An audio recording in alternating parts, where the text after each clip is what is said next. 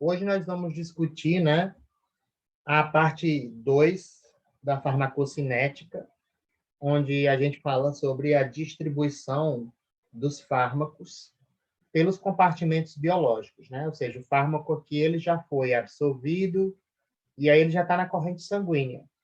E aí ele precisa, ó, ele está aqui no vaso, ele precisa sair do vaso para fora do vaso, para o meio extravascular, ou para tecido adiposo, perdão, o plasma está aqui, ou para um tecido alvo, que é o tecido onde ele precisa se ligar aos seus receptores, ou para os rins para começar a sofrer eliminação, ou para o fígado para começar a sofrer biotransformação, metabolismo. Enfim, a distribuição é o processo, né, dos fármacos, é o processo que farmacocinético que vai determinar a taxa pela qual o fármaco, ele, ao chegar, após chegar à circulação sanguínea sistêmica, né, vai conseguir se distribuir da circulação sanguínea sistêmica para os tecidos extravasculares ou fora do vaso. E lógico que essa distribuição, né, quanto mais o fármaco ele sai do sangue para o meio extravascular, mais fármaco, por exemplo, pode atingir ou chegar ao local onde precisa se ligar aos seus receptores, aos seus alvos farmacológicos para, né, ativarem ou bloquearem esses alvos e aí promoverem os seus mecanismos e os seus efeitos, né, as suas ações e os seus efeitos. Né? Então, quanto mais se distribui um fármaco pelo nosso organismo, maior é o potencial, ou pode ser maior a intensidade do efeito desse fármaco. Mas isso também está correlacionado com a intensidade, com o grau de efeitos adversos. Né? O fármaco que se distribui muito para fora do vaso, né? Tem um alto volume de distribuição, que a gente também falou na aula, né? Ele se distribui bastante, sobra pouquinho no vaso depois que o equilíbrio é atingido. Eu acho que vocês devem ter visto isso na aula. Ele tende, né, quanto mais se distribui, ele também tende a promover mais, caso ele não seja seletivo para aquele receptor expresso apenas no local que ele precisa ativar, que é o órgão-alvo, esse receptor ele também esteja expresso em outros órgãos que não sejam órgãos-alvo, ele pode se ligar nesse receptor em órgãos que não sejam órgão-alvos, órgãos não-alvo, promovendo efeitos adversos, né? Efeitos indesejáveis. Dependendo da dose também, ele pode, uma dose alta, ultrapassar a concentração mínima por efeito tóxico, e aí você pode observar maior toxicidade também. Então, quanto maior a capacidade o fármaco tem de se distribuir do sangue para fora do vaso, né, mais cuidado a gente tem que ter com a manipulação da dose, da quantidade que é administrada. Porque o potencial desse fármaco causar o efeito terapêutico, mas também efeito adverso e efeito tóxico, aumenta quanto maior for a capacidade dele de sair do vaso na sua forma livre, não ligada à proteína plasmática, para se ligar em receptores extravasculares, né, tecidos extravasculares, promovendo ações e efeitos desejáveis e indesejáveis. Né? Todo mundo aqui assistiu essa aula de distribuição? Ou alguém não assistiu?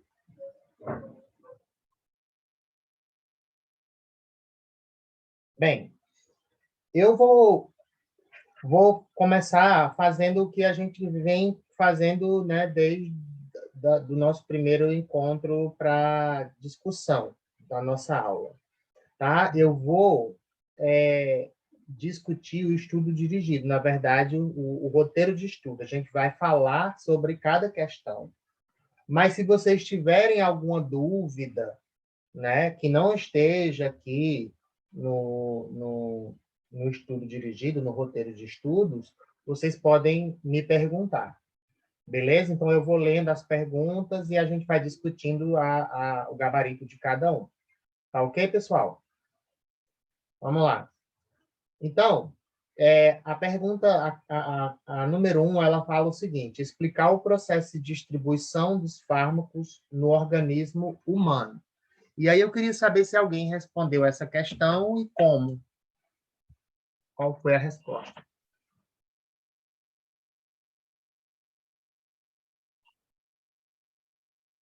Arthur, respondeu? Respondi, professor, mas eu prefiro ouvir do que eu falar Não. minha Por quê? resposta. Ah, Eu vou não, eu fico achar... com vergonha. Não tem vergonha, não precisa vergonha de quê, cara? Pode falar? Vou Pode, comparar pode. aqui. Eu coloquei que sua distribuição ela acontece pelo sistema circulatório e depois disso vai ser absorvido na circulação sistêmica. E aí depois vai alcançar um órgão-alvo e lá essas moléculas vão se ligar nos seus receptores. Eu não entendi. Você poderia repetir, por favor? Quer que eu digite, professor? Melhor, né? Não, é melhor você falar. Pode falar. Ai, porque eu tenho vergonha. Nada, que Eu isso. coloquei que a sua distribuição acontece pelo sistema circulatório e depois é absorvido na circulação sistêmica. Absorvido na circulação sistêmica. O que seria Aham. isso? Absorvido, pô. Mas a absorção não é um processo que ocorre antes da distribuição? Então tá errado. Não, não é que esteja errado. Só existem equívocos aí. Ele não é melhor você, ao invés de falar absorver, transportar? Ou seja, o fármaco está no vaso e ele se distribui do vaso para fora do vaso através de um mecanismo de transporte. Ô, professor, Oi. desculpa interromper. Eu coloquei igualzinha a ela também, porque estava no slide, né, do senhor, aí estava escrito assim mesmo: a distribuição de um fármaco ocorre principalmente por meio do sistema circulatório e tal, tal. Aí eu coloquei assim, mas está errado então? Como assim? Se colocou utilizando, no caso, ocorre posteriormente por meio do sistema circulatório, enquanto sistema Isso, linfático. Tá, isso.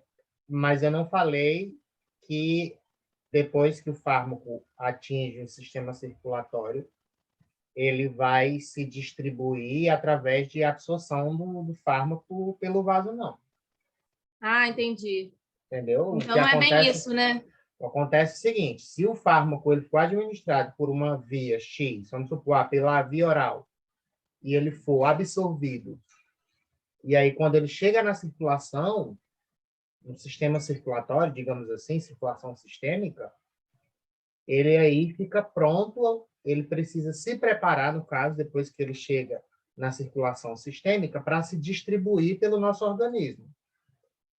Mas, para isso, vocês têm que lembrar de uma coisa: o fármaco ele só se distribui bem pelo sangue quando ele se liga a proteínas plasmáticas. Então, ele precisa se ligar às proteínas plasmáticas. E cada fármaco tem uma taxa de ligação a proteínas plasmáticas. Um se liga mais, outro se liga menos. Um se liga 93%, outro se liga 70%. Cada um tem, é como, por exemplo, cada fármaco tem um pKa, então cada fármaco também tem uma taxa de ligação, uma afinidade, né, pela qual ele se liga de maneira reversível, ou seja, é uma ligação que ela acontece, mas ela desacontece também quando o fármaco ele precisa se dissociar da proteína plasmática. Mas o fármaco ele precisa se ligar à proteína plasmática para quê? Para poder ser transportado pelo sangue. Porque, como eu já falei para vocês, gente, se a gente for representar a molécula de um fármaco, eu posso dizer o seguinte: lado direito, lado esquerdo. Eu posso dizer que o centro do fármaco, ou o centro da molécula do fármaco, é um centro que é responsável, né, a estrutura química. Isso aqui seria né, uma analogia à estrutura química de um fármaco, hipotético, vamos dizer assim. Então, geralmente, a parte central do fármaco é a responsável por se encaixar no receptor. E aí, quando essa parte central ela se encaixa, principalmente essa parte central, que vai dar a característica do fármaco e o potencial dele poder fazer alguma coisa com o receptor para ativar esse receptor ou inativar esse receptor. Isso vocês vão estudar né, na aula que eu postei hoje, começar a estudar na aula que eu postei hoje, que é farmacodinâmica, ação do fármaco sobre os receptores fisiológicos e alvos farmacológicos.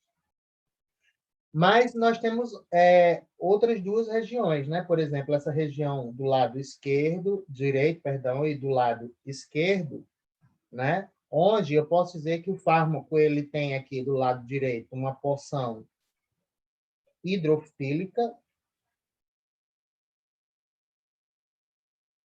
que é polar, e outra do lado direito, lipofílica, que é o quê? Apolar. Então, os fármacos, eles nem podem ser totalmente polares e nem podem ser totalmente apolares. Foi o que a gente viu na nossa última discussão. Por isso que eles têm que ser ou ácidos fracos ou bases fracas. Porque ácidos fracos e bases fracas, eles têm em sua molécula uma parte que é hidrofílica e outra parte que é lipofílica. Essa parte lipofílica de um ácido é aquela que a gente observa quando o fármaco está na sua forma não ionizada, ou seja, ele está lá em um estadozinho de repouso, ele não está em contato com a água, ele não ionizou ainda. Se ele for um ácido, ele não doou prótons. Se ele for uma base, ele não recebeu prótons. Foi tudo aquilo que a gente estudou na discussão passada. E essa parte hidrofílica aqui é uma parte que existe no fármaco como uma característica que ele tem da estrutura química dele mesmo. Mas essa parte lipofílica ela é importante porque o fármaco ele precisa atravessar as membranas biológicas para chegar até o seu local de ação. E aí ele nem pode ser totalmente lipofílico nem totalmente hidrofílico. Por quê? Porque vocês lembram que o fármaco, para ser absorvido, ele tem que passar pela fase farmacêutica. E um dos processos da fase farmacêutica é que o fármaco ele tem que, pelo menos de maneira parcial, não total, se dissolver no líquido biológico para poder atravessar as membranas celulares até chegar lá na circulação sanguínea sistêmica. Ou seja, quando o fármaco ele começa a se desintegrar do medicamento, ser liberado do medicamento, do comprimido, esse fármaco, essa molécula, ela tem que atravessar camadas de células lá do intestino para depois chegar na circulação sanguínea sistêmica. E aí, para atravessar essas células, geralmente por difusão passiva simples, que é o principal meio de transporte de fármacos por membranas biológicas, que a gente também já falou sobre isso aqui, o fármaco ele tem que ter essa lipofilicidade aqui. Mas ele também precisa estar dissolvido na solução para atravessar de um meio para o outro, porque o conceito de difusão é qual? Que o soluto, ou a molécula, a substância, tem que estar dissolvida na solução do meio, mais concentrada de um lado e menos concentrada do outro. E se essa solução é uma solução aquosa, como é que o fármaco vai se dissolver nessa solução se ele for totalmente lipofílico?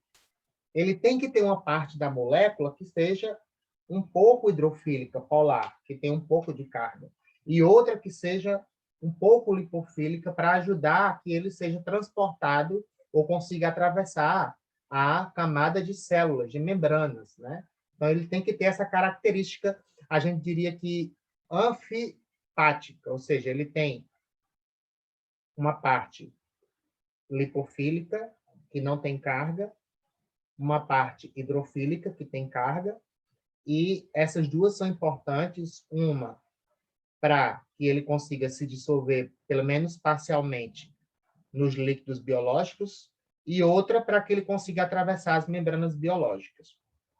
Certo? Só que acontece o seguinte, geralmente essa parte aqui lipofílica, ela é aquela parte que a gente observa em um ácido ou em uma base, quando eles estão em sua forma não ionizada, ou seja, o ácido não doou os seus prótons e a base não recebeu prótons. onde ela está. Então, quanto menor for a quantidade de fármaco que tenha essa parte aqui da molécula na forma não ionizada, ou seja, quanto mais ou quanto maior for a quantidade da a forma ionizada de um fármaco, ou seja, ele é um ácido ou prótons ionizou muito, é uma base recebeu prótons ionizou muito. Ele vai ter essa região aqui, que agora não vai ser mais lipofílica, ela vai ser hidrofílica, porque ela ionizou, junto com essa daqui, que é hidrofílica, então ele vai ficar totalmente polar. Fármaco totalmente polar não consegue atravessar a membrana biológica.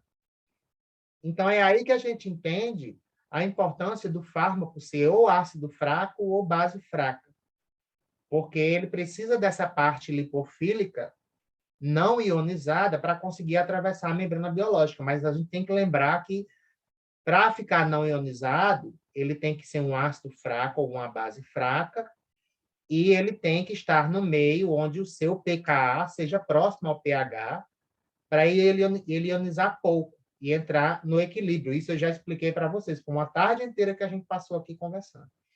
Então, isso daqui é uma característica química do fármaco muito importante para ele conseguir atravessar as membranas biológicas. Aí você falou, vocês podem perguntar, mas professor, você falou que no intestino o fármaco, estando na forma lipofílica ou hidrofílica, ou seja, tanto ionizada quanto não ionizada, ele consegue atravessar a camada de células. Sim, porque a camada de células do intestino ela tem aquela característica, né, os enterócitos,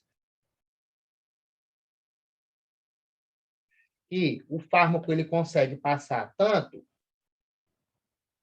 por dentro da célula, por difusão passiva, mas ele também consegue passar entre uma célula e outra. Então, o intestino ele faz dois tipos de transporte, principalmente. Difusão passiva simples, mas também transporte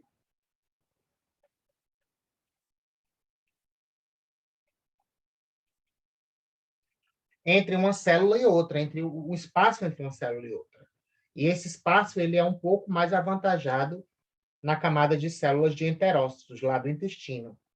Isso não acontece, como a gente pode observar, na parede dos vasos, porque se o espaço entre uma célula e outra no vaso for muito grande, o sangue ele vai sair, vai extravasar. Então, a gente ia ter hemorragia e ia morrer sempre, né? Não ia conseguir nem nascer.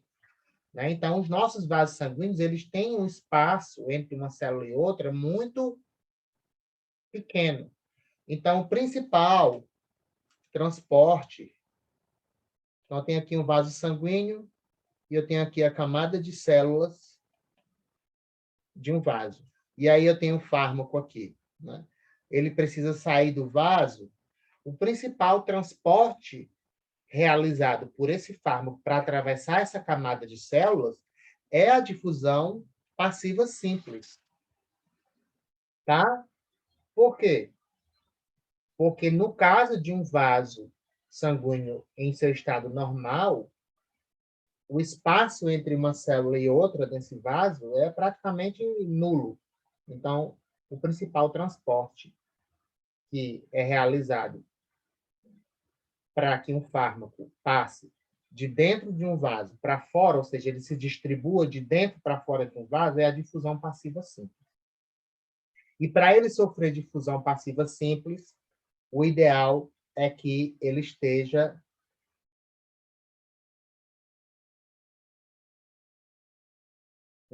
com a sua molécula inalterada, não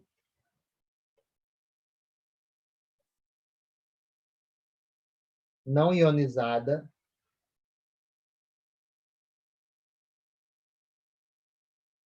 lipofílica, apolar, porque é isso daqui que consegue atravessar a membrana biológica.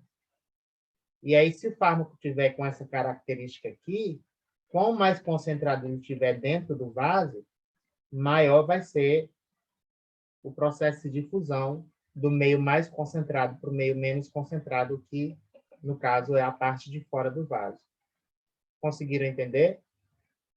Mas acontece o seguinte, a gente precisa lembrar que vocês devem ter estudado lá na bioquímica o quê? Que para que um fármaco, perdão, por exemplo, os triglicerídeos. Triglicerídeos, eles são a forma de armazenamento de energia, ou seja, de armazenar ácido graxo no nosso organismo em tecido adiposo. Só que quando a gente está em jejum, o que acontece? O tecido adiposo começa a quebrar essas moléculas de triglicerídeos e liberar os ácidos graxos, né? São porções menores dos triglicerídeos na corrente sanguínea. Ácido graxo é totalmente lipossolúvel. Ele não é como o fármaco, que tem uma parte apolar, outra parte polar e um centro, né, da molécula responsável pelo efeito farmacológico, não. Não, é uma biomolécula, é uma molécula, é um lipídio. Ele é muito lipofílico. Então, o ácido graxo, ele não consegue se dissolver no sangue. E para a substância conseguir se transportar ou caminhar a corrente sanguínea, porque, por exemplo, quando a gente está em jejum, por exemplo, o nosso fígado, o nosso coração, músculo cardíaco e várias outras células, essas células elas deixam de usar a glicose para gerar energia e começam a usar os ácidos graxos como fonte de energia quando a gente está em jejum. Porque quando a gente está em jejum, os níveis de glicose reduzem no plasma. E aí o que a gente vai consumir para, né, as nossas células elas vão consumir para gerar ATP são os ácidos graxos. Mas como é que esse ácido graxo vai sair do tecido adiposo, cair na corrente sanguínea e chegar até o tecido que precisa utilizá-lo como fonte de energia? Ele precisa atravessar e caminhar a corrente sanguínea. Só que o sangue é uma solução aquosa. E esse ácido graxo não se dissolve no sangue. E não consegue ser transportado pelo sangue moléculas que não se dissolvam totalmente no sangue. Um exemplo é o próprio oxigênio. O oxigênio é um gás. Ele não se dissolve no sangue. Então, como é que o oxigênio é transportado pelo nosso sangue? Quando ele se liga à molécula de hemoglobina. É a hemoglobina que transporta o oxigênio insolúvel no sangue para que ele consiga chegar até todos os nossos tecidos, porque senão ele não conseguiria ser transportado.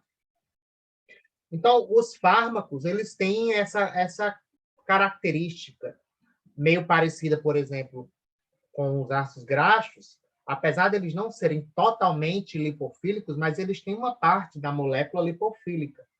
E isso impede que eles se dissolvam totalmente no sangue. Se eles não se dissolvem totalmente no sangue, eles não conseguem se distribuir na corrente sanguínea, caminhar, percorrer o sangue livremente ou facilmente. Então, eles precisam se ligar, como os ácidos graxos também fazem isso, no caso, a moléculas ou a sistemas de transporte que o nosso sangue tem, que são as proteínas plasmáticas. Por exemplo, a albumina. A albumina ela é muito importante do ponto de vista que o ácido graxo, que é liberado do tecido adiposo para ser usado como fonte de energia lá, vamos supor, no coração, né? Ele vai sair do tecido adiposo, por exemplo, da região abdominal e vai lá para o coração, esse ácido graxo, ligado à albumina. E aí a albumina leva esse ácido graxo até o coração, chegando lá ele se dissocia da albumina, sofre difusão do vaso para o coração e o coração usa o ácido graxo como fonte de energia para gerar ATP. O fármaco basicamente, ele utiliza esse sistema de transporte através de proteínas plasmáticas para conseguir se distribuir pela corrente sanguínea. Então, quando eu pedi para vocês explicarem isso aqui, ó, essa questão, o processo de distribuição dos fármacos,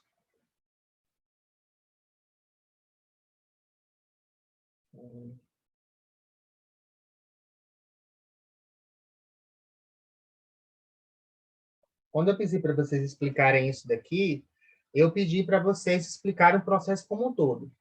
O que acontece para um fármaco se distribuir pelo organismo? O que acontece é, que depois que ele chega na corrente sanguínea sistêmica, ele precisa se ligar a proteínas plasmáticas, e aí, ao se ligar a essas proteínas plasmáticas, essas proteínas vão transportar esses fármacos através da corrente sanguínea. Então, esse é o primeira etapa da distribuição. É a ligação às proteínas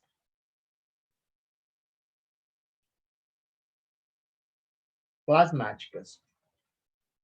E o segundo é o seguinte: tudo bem. O fármaco já se ligou à proteína plasmática, agora ele está onde?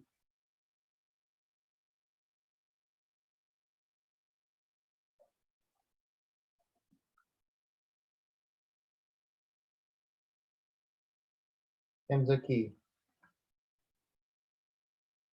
Vou desenhar a proteína plasmática aqui e vou desenhar o fármaco de verde ligado à proteína plasmática. Então, nós temos aqui o fármaco e de vermelho aqui, essa vermelhinha aqui é a proteína plasmática, a albumina, tá? Então, esse complexo fármaco-albumina vai percorrendo a corrente sanguínea. Então, essa primeira etapa aqui, ela aconteceu, né? Vai percorrendo a corrente sanguínea, e aí acontece o seguinte: chegou num tecido vascularizado por esse vaso que o fármaco está passando ligado à proteína, e esse tecido, ele expressa em suas células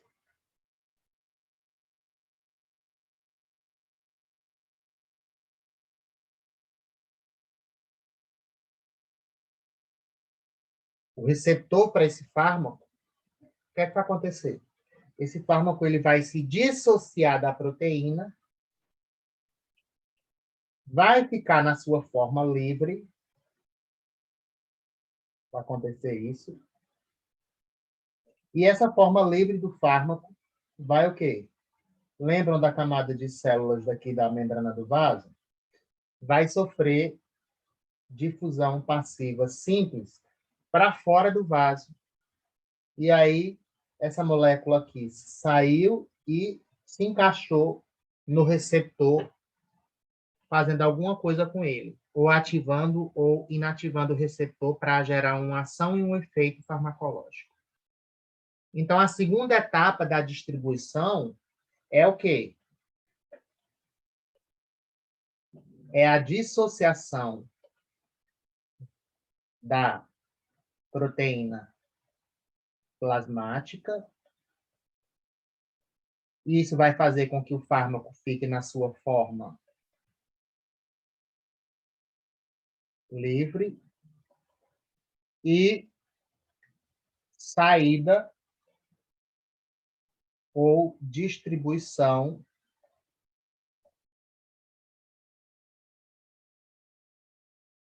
do fármaco para fora do vaso, para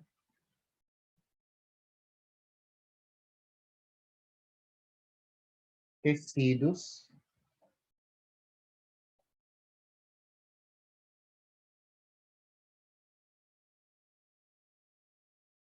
extravasculares. Certo? Então, é isso que acontece. Primeira etapa da distribuição. O fármaco, ao chegar na circulação sanguínea, precisa se ligar às proteínas plasmáticas para poder percorrer a corrente sanguínea.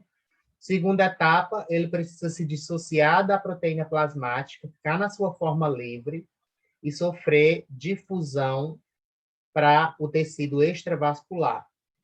Geralmente, ele sai quando a afinidade pelo tecido que está fora do vaso, do fármaco, pelo tecido que está fora do vaso, é maior do que a afinidade do fármaco pela proteína plasmática. Porque enquanto o fármaco está ligado à proteína e a afinidade dele, a proteína plasmática, for maior do que o que estiver fora do vaso, ele continua ligado à proteína plasmática e continua dentro do sangue, dentro do vaso. Mas se o fármaco chegar em alguma região do nosso organismo, através desse vaso, ligado à proteína, e fora desse vaso tiver um tecido, que esse fármaco tem uma afinidade maior do que o que ele tem pela proteína plasmática, é lógico que ele vai preferir se dissociar dessa proteína e, por afinidade, ele vai sair do vaso para se ligar naquele tecido. Geralmente, os fármacos eles têm uma maior afinidade por tecidos extravasculares ou fora do vaso que expressam receptores para esse vaso.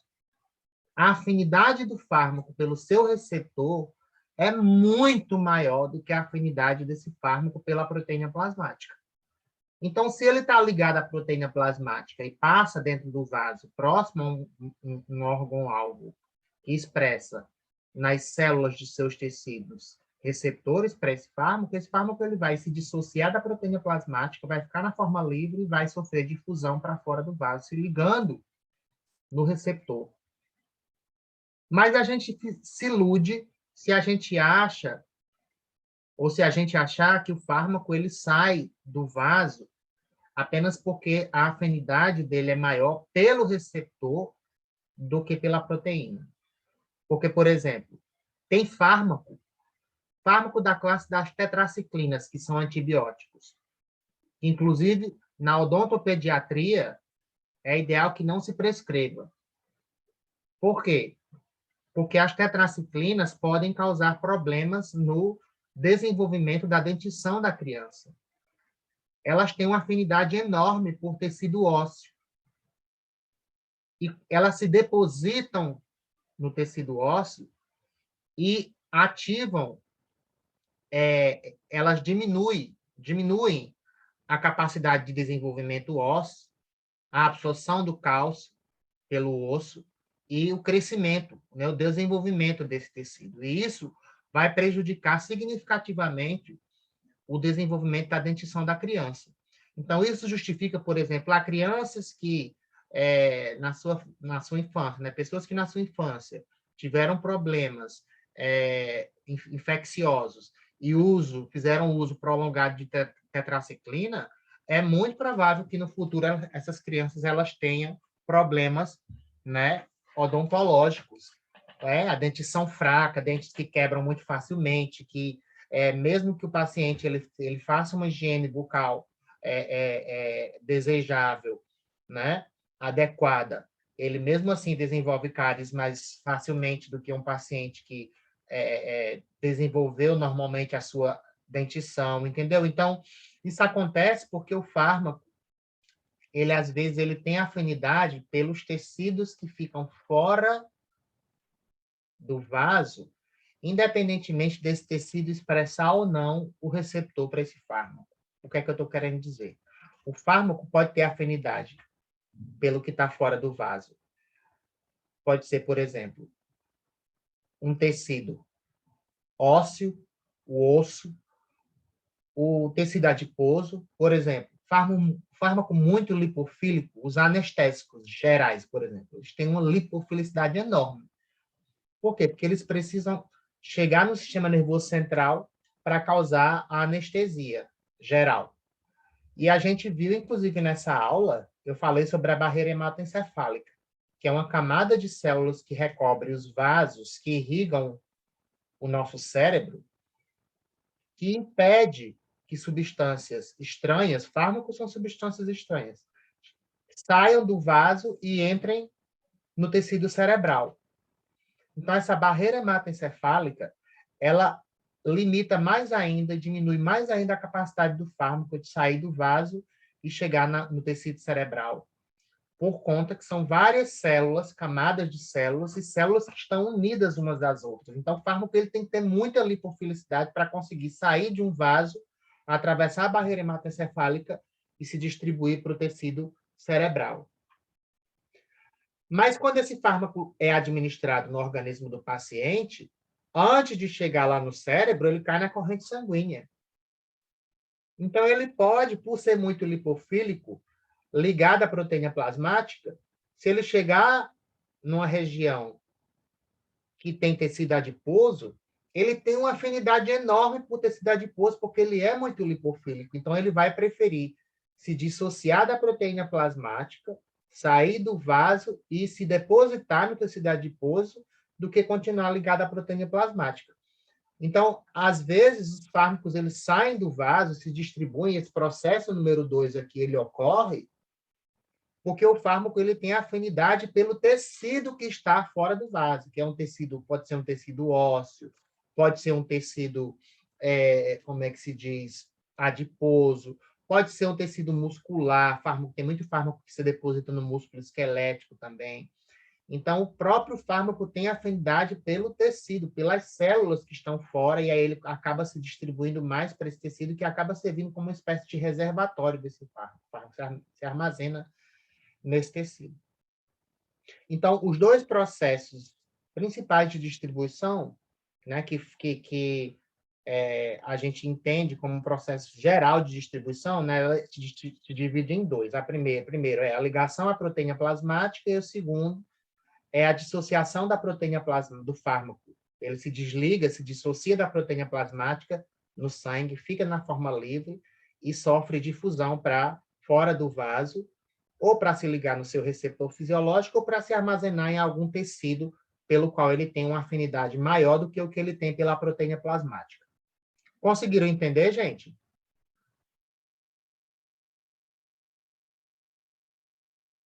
Sim, professor. Sim. Então, como que vocês me diriam que, no caso...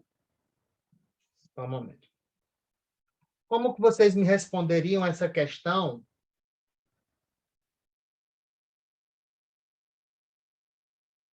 agora, depois de eu ter explicado para vocês? Quem poderia me ajudar? Como que ocorre o processo de distribuição dos fármacos? Essa pergunta número 1. Quem poderia respondê-la para mim depois dessa discussão que a gente fez? Como que vocês podem me explicar o processo de distribuição dos fármacos? Quem gostaria de falar, de discutir comigo, conosco? Ô, professor, Pode falar, Fábio. Eu tinha sido assim, bem breve na minha resposta, onde eu coloquei que após a... Posso até ler na íntegra aqui, só um minutinho. Uhum. Olha, eu coloquei assim, ó, o processo de distribuição dos fármacos ocorre principalmente através da corrente sanguínea, onde após serem absorvidos, eles são transportados até seus órgãos-alvo. Essa foi uma modificação, porque quando eu escrevi, eu tinha colocado a questão das proteínas plasmáticas. Só que a pergunta número 2 já perguntava exatamente a função delas. Entendeu? Então, eu acabei modificando a minha resposta para não repetir o Mas que você não vai repetir, porque na questão 1 você só vai falar que o fármaco precisa se ligar à proteína plasmática. Você não vai dizer a função da proteína plasmática na questão 1, não. Você vai dizer na questão 2. Qual é a função da proteína plasmática? Transportar os fármacos, por quê? Porque os fármacos eles não são totalmente hidrofílicos, não se dissolvem totalmente no sangue. É isso que você tem que responder na 2. Uhum. Entendeu? Então, porque aí na 1 eu coloquei isso. O processo de distribuição dos fármacos ocorre principalmente através de corrente sanguínea, onde após serem absorvidos são transportados até seus órgãos-alvo. E na 2 eu coloquei, os fármacos ligam-se às proteínas plasmáticas e são transportados por elas pela corrente sanguínea. Tá, e agora, como é que você me responderia a questão número 1? Depois dessa explicação. Deixa eu voltar para De cabeça, sim, pelo que você entendeu. Vou fechar isso aqui e abrir. Tá. Não, eu entendi que está relacionado a lipofilicidade dela mesmo, de ter a facilidade de passar pela membrana da célula ou não. Uhum. Ela precisa se ligar, e quanto mais identificação ela tiver, eu entendi bem a questão, que se ela chegar próximo de um tecido que tenha um receptor específico, ela vai ter mais facilidade em se desprender, se desassociar dessa proteína plasmática para se ligar no seu órgão-alvo. Se não tiver tanta afinidade, ela vai permanecer ligada à proteína e a concentração plasmática no sangue vai ficar maior. Tá, e aí, se a gente for explicar o processo de distribuição por etapas, o que acontece primeiro e o que acontece depois? Após a absorção, o fármaco se liga à proteína plasmática, é transportado até o órgão alvo, se dissocia. Não necessariamente órgão-alvo. Ele é transportado pela corrente sanguínea. Mas o que pode fazer com que ele saia do vaso não é somente o órgão-alvo, não, porque a gente chama de órgão-alvo aquele órgão onde o receptor para ele está expresso, mas o fármaco ele também pode sair para órgão não-alvo, que também pode expressar o receptor para ele, mas que não é, entendeu? E aí causar um efeito colateral adverso. Não, beleza. Mas ele também pode sair para um tecido adiposo, porque ele é muito lipofílico. Ele pode... Pode falar. Pode, desculpa. Não, pode continuar. Desde que o que você falou? Desde que qualquer órgão tenha um receptor para ele. Ou que a afinidade dele pelo tecido extravascular seja maior do que a afinidade pela proteína plasmática, ele vai se dissociar da proteína plasmática, fica nessa forma livre, e a forma livre sofre difusão para fora do vaso. E aí, ou ele vai se ligar no seu receptor, e se o tecido não tiver receptor, mas ele tiver afinidade por aquelas células, uma característica da estrutura química do fármaco mesmo, ele tem afinidade por aquele tecido, ele vai, ao invés de se ligar ao receptor, entrar naquela célula e ficar depositado naquela célula, dentro dela. Aquele tecido ele vai ser um armazenatório, né, do fármaco. Alguém quer falar alguma coisa? Entendeu, Fábio? Entendeu? Todo mundo entendeu? Não, tranquilo. Então, vocês têm que entender que a distribuição ela ocorre nessas duas etapas. A primeira, ligação proteína plasmática, e segundo, dissociação da proteína plasmática, liberação do fármaco que fica na sua forma livre, difusão do fármaco para fora do vaso, e aí o fármaco pode se ligar no receptor, no tecido-alvo, no receptor do tecido não-alvo, ou se depositar em tecidos extravasculares pelos quais ele tem uma maior afinidade do que pela proteína plasmática. Pode dizer dessa forma, o processo de distribuição é isso. Né? O professor, e aí ele sai do vaso por difusão simples. Isso. E para ele entrar num tecido adiposo, por exemplo, ele vai entrar nessas células por difusão simples também. Por difusão simples também. Porque ele é muito, para ser adiposo, ele tem que ser lipofílico. Então, quanto mais lipofílico ele for, mais difusão simples ele vai poder, vai ser muito mais fácil para ele passar pelo processo de difusão, porque ele é lipofílico. A lipofilicidade dele é muito maior do que a afinidade dele pelas proteínas plasmáticas, e ele vai atravessar essa membrana de tecido adiposo, de célula de tecido adiposo, por difusão simples também. É o principal meio de transporte, tipo de transporte realizado pelos fármacos para atravessar as membranas. Entendi. Entendeu? Alguém mais, gente?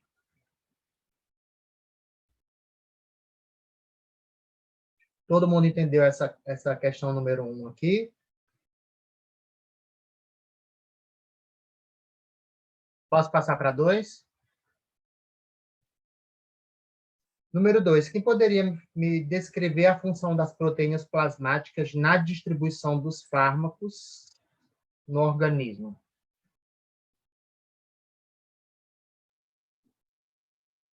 Daniele, poderia falar? Daniele Rosa. Professor, eu fiz, mas acho que está errado. Não tem problema.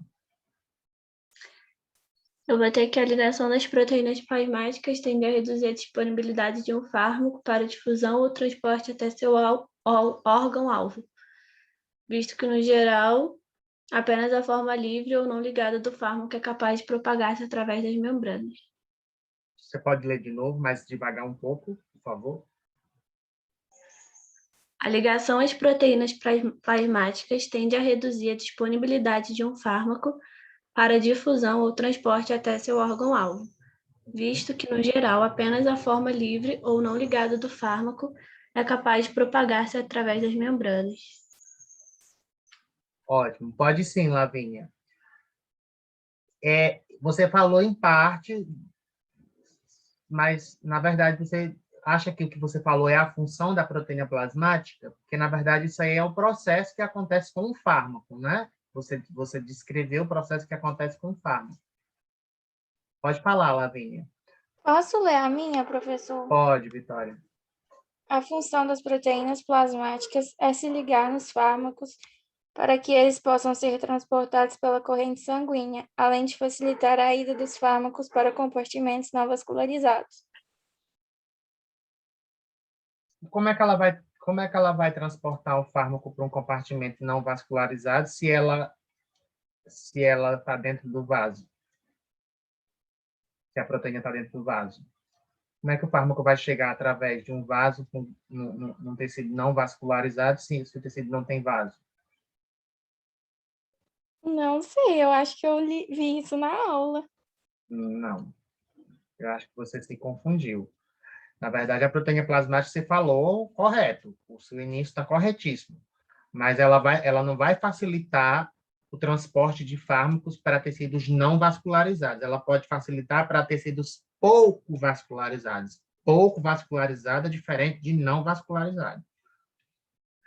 Inclusive, eu acho que não existe tecido não vascularizado no nosso organismo. Como é que o tecido as células vão sobreviver sem oxigênio e sem nutrientes? Mas existem tecidos que são muito pouco vascularizados ou pouco vascularizados. Então, quanto menos vascularizado é um tecido, mais lentamente o fármaco se distribui para aquele tecido. Ele se distribui, isso foi o que eu falei na aula.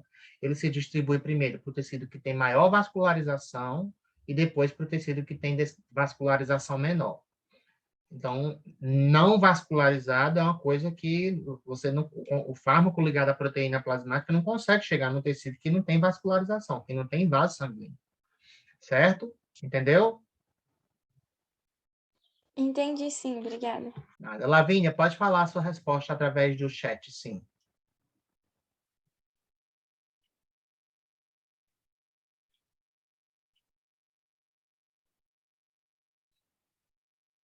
Você está digitando?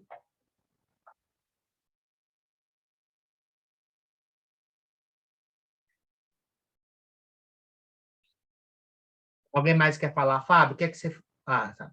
Os fármacos se ligam às proteínas e, ao se ligarem nessas proteínas, eles conseguem ser transportados pela circulação sanguínea sistêmica. Isso daí também é o que acontece com o fármaco. Aí tem um pouco de função da proteína plasmática, mas você não está descrevendo aí a função da proteína. Como quem foi que me respondeu anteriormente? Esqueci o nome.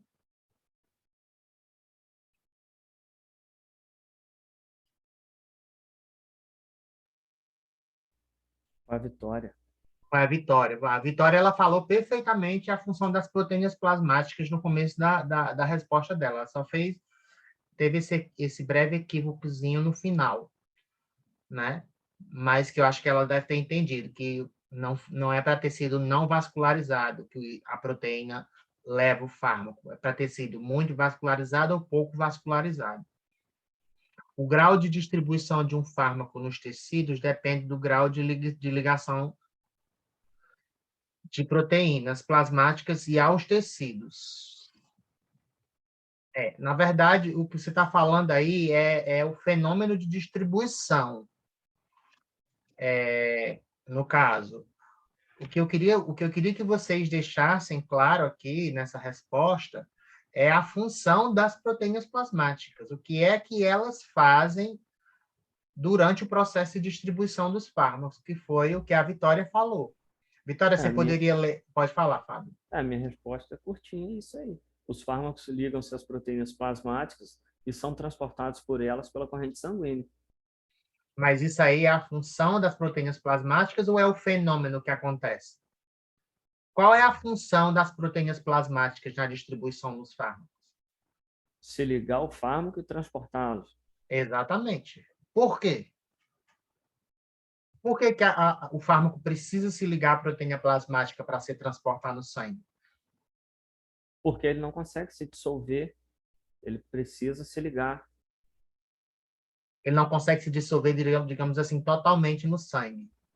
Ele só Não é? dissolve parcialmente. Ele só tem uma parte da molécula que é hidrofílica, que consegue se dissolver no sangue, que é a solução aquosa. A outra parte é lipofílica. E isso é o que justifica o fato da necessidade do fármaco precisar se ligar à proteína plasmática para poder se distribuir ou percorrer a corrente sanguínea. Entendeu, Fábio? A parte lipofílica dele é que se liga. Não, não é a parte lipofílica. A parte lipofílica é a responsável pelo fármaco precisar se ligar à proteína plasmática. Mas pode ser uma outra região do fármaco que se liga à proteína plasmática. Entendi, mas ele se liga por causa da parte lipofílica, né? Porque ele tem uma parte lipofílica que impede que ele se dissolva totalmente no sangue. E se ele não se dissolve totalmente no sangue, substância que não se dissolve totalmente no sangue não consegue percorrer a corrente sanguínea através do fluxo sanguíneo de uma maneira, digamos assim, desejável ou eficiente. Ele precisa, para um transporte eficiente, se ligar a esses sistemas biológicos de transporte, como proteína plasmática. E a gente viu que a albumina é uma proteína plasmática, mas que existem outras proteínas, como a alfa-glicoproteína ácida, tá? A beta-globulina, mas a albumina é a principal. Beleza. Todo mundo entendeu agora? Para mim, agora fixou. Beleza. Então, bora lá para a questão 3. Identificar os fatores que interferem na distribuição dos fármacos. Quem poderia me ajudar ou discutir essa questão com a gente?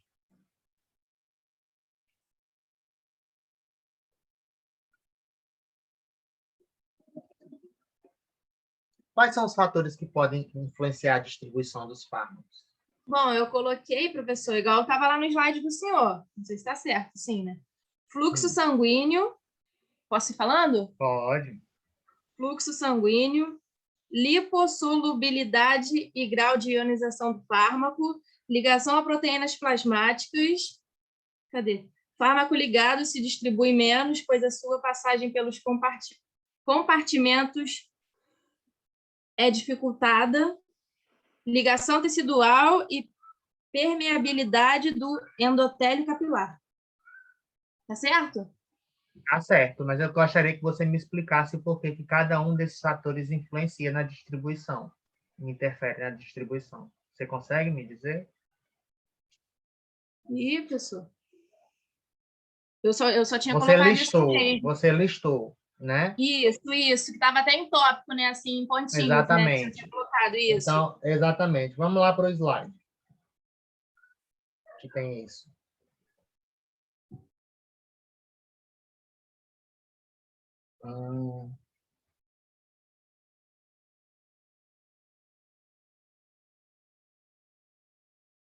Aqui. Fatores que influenciam na distribuição do fármaco. Quem poderia me dizer como é que o fluxo sanguíneo influencia a distribuição de um fármaco? O professor, eu entendi que isso aí está ligado a débito cardíaco, ao volume de sangue que está circulando, é isso? Exatamente. E principalmente a vascularização daquele tecido. Quanto mais vascularizado o tecido é, maior vai ser o fluxo sanguíneo naquele tecido. Então, quanto maior é o fluxo sanguíneo em um tecido, mais chance o fármaco tem de se distribuir para aquele tecido, porque mais vascularizado ele é. É aquela coisa que eu mostrei para vocês, que tem até um gráficozinho aqui nos slides, né? O fármaco ele se distribui primeiro. Ó, aqui, ó. Fármaco. Chegou na corrente sanguínea, ele pode, dependendo da sua lipofilicidade, lógico, distribuir primeiro para os tecidos mais vascularizados, como coração, rins. Aqui a gente pode colocar também quem? Fígado, tá? Cérebro, se ele conseguir atravessar a barreira hematoencefálica por ser bastante lipofílico, e depois ele vai se distribuir para tecidos de baixo fluxo sanguíneo, como a pele, como o músculo esquelético, como o tecido adiposo. Então, o fluxo sanguíneo, ele influencia a distribuição de maneira que, quanto maior o fluxo sanguíneo em um tecido, maior vai ser a distribuição do fármaco naquele tecido. Tá? Ou seja, de maneira diretamente proporcional. Quanto maior for um, maior vai ser outro. Quanto maior o fluxo sanguíneo de um tecido, maior vai ser a distribuição de um fármaco naquele tecido. É isso que se espera que aconteça. Todo mundo entendeu a influência do fluxo sanguíneo?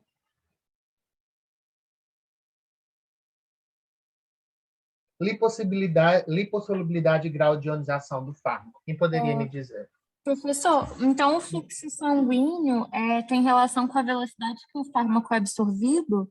Não, a gente não está falando de absorção aqui, não. A absorção já passou. A gente está falando de distribuição. O fluxo sanguíneo tem relação com a velocidade pela qual o fármaco se distribui pelo organismo, ou seja, ele sai do vaso para tecidos extravasculares. Isso não é absorção, não, isso é distribuição. Tá? E aí, quanto mais vascularizado um fármaco, um tecido for, e o fármaco chegar nesse tecido, mais rapidamente ele vai conseguir sair do vaso. Por quê? Porque o tecido tem mais vaso, tem mais sangue, o fluxo sanguíneo é maior. E se o fluxo sanguíneo é maior, o grau de distribuição, a intensidade, a taxa de distribuição, de saída do fármaco do vaso, porque o processo de distribuição a gente já viu como é que acontece, em 2 etapas. E aquela segunda etapa, que é a etapa de saída do fármaco do vaso para o tecido extravascular, acontece exatamente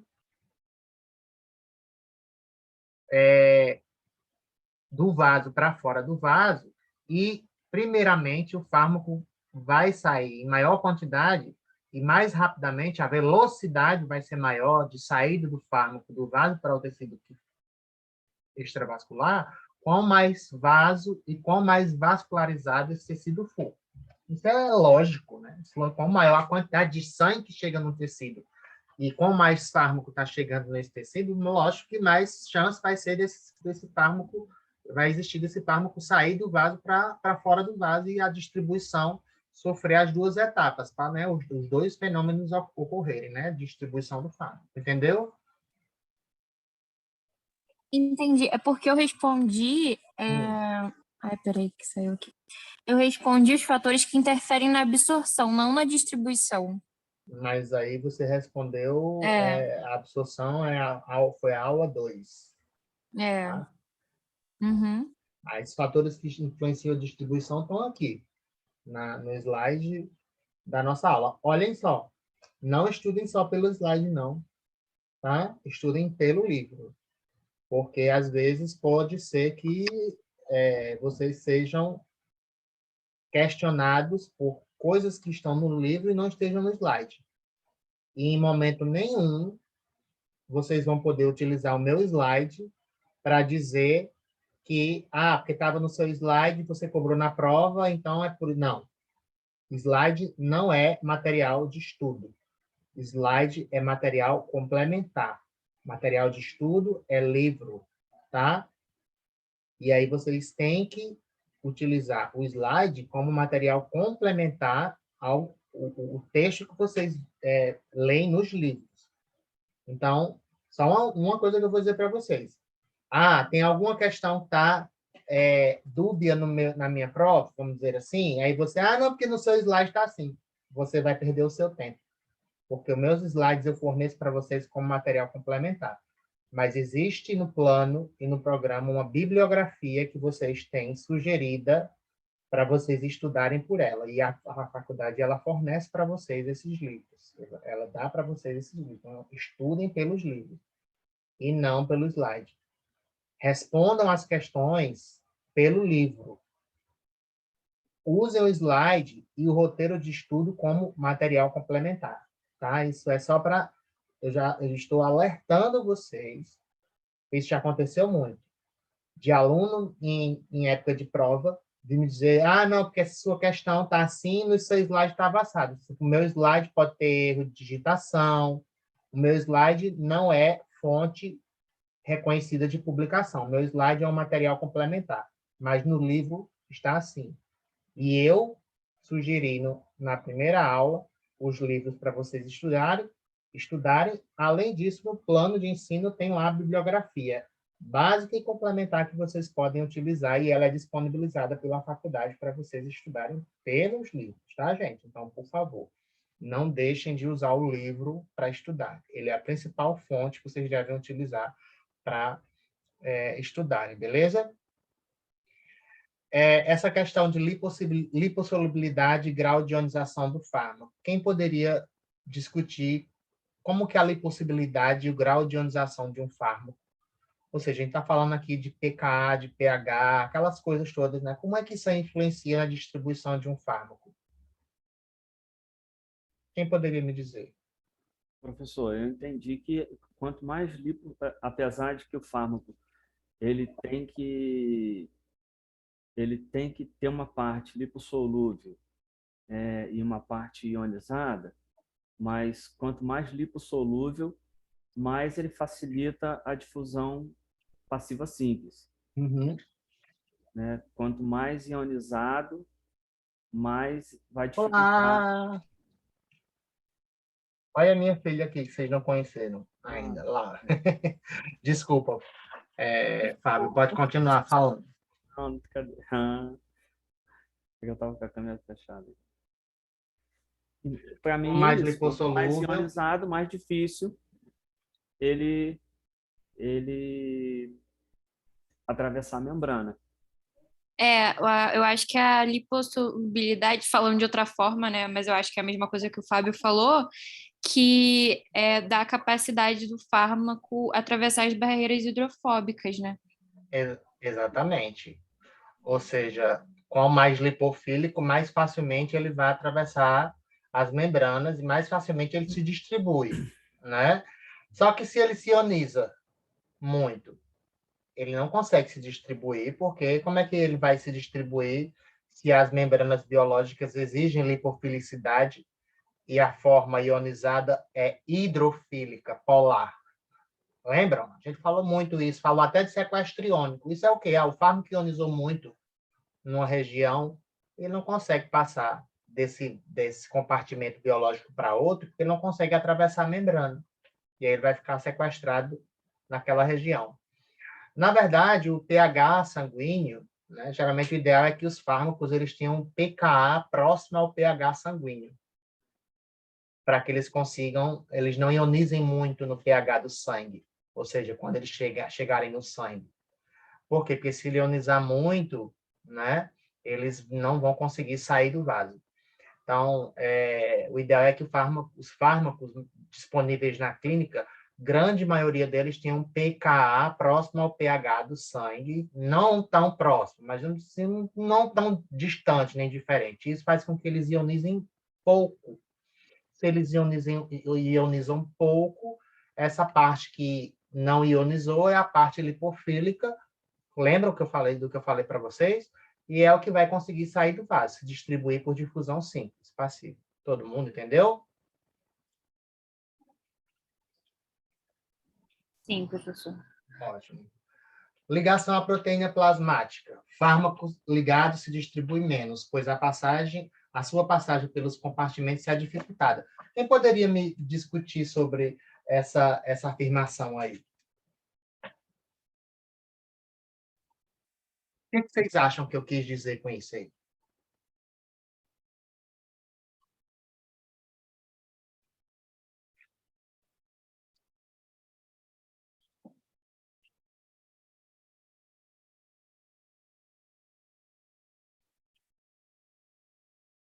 Fábio, se arrisca? Eu me arrisco. Posso? Pode, por favor. O fármaco que tiver maior afinidade, ligação com a proteína plasmática, ele vai se encontrar menos na forma livre. Uhum. E aí ele não vai ter facilitada a passagem dele por difusão, porque ele está muito ligado à proteína, e aí a forma livre dele fica reduzida. E por que a forma ligada não consegue, ela é dificultada para se distribuir? Olha, eu entendi que a forma ligada, ela é lipossolúvel, né? Ela não é A lipossolúvel. forma ligada forma um complexo muito grande. E isso impede. Proteína plasmática é uma proteína, é um complexo que ligado ao fármaco vai ficar tão grande que não vai conseguir atravessar a membrana. Assim, eu entendi que pela lógica, quer dizer, se a proteína já está no plasma, se ela tivesse como sair, ela sairia. Se a proteína já está no plasma e ela não tem como sair e o fármaco se ligou a ela, ele vai ficar retido ali, não tem como Perfeito, sair. perfeito. Então, quanto maior o grau de ligação do fármaco à proteína plasmática, mais difícil vai ser desse fármaco conseguir sair desse vaso. Ou seja, maior a afinidade do vaso, perdão, do fármaco pelo tecido fora do vaso tem que ser para ele se dissociar da proteína plasmática. E isso influencia também no tempo de permanência do fármaco no nosso organismo. Porque para o fármaco, por exemplo, ser eliminado do nosso organismo pelos rins, ele precisa, para ser filtrado lá nos rins, se dissociar das proteínas plasmáticas. Para ele se dissociar das proteínas plasmáticas, lá nos rins, né, e ficar na sua forma livre, se ele tiver uma taxa de ligação à proteína muito alta, ele não vai se dissociar, não vai ser filtrado nos rins e não vai ser eliminado. Ou seja, quanto mais ele se liga à proteína plasmática, mais tempo ele vai permanecer no nosso organismo. Quanto maior for o grau de ligação à proteína plasmática de um fármaco, mais tempo ele vai permanecer no organismo. Mais tempo vai ser a duração ou a permanência desse fármaco do organismo, e às vezes até mesmo a duração de ação dele. Uma coisa muito interessante que vocês precisam saber desde já, lembrem só do que eu falei para vocês, molécula do fármaco, né? Parte lipofílica, parte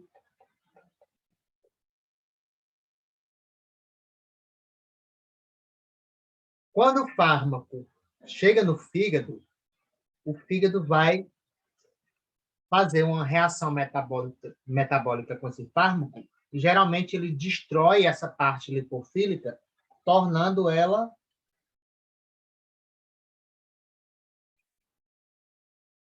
hidrofílica. Então, o fármaco, quando ele sofre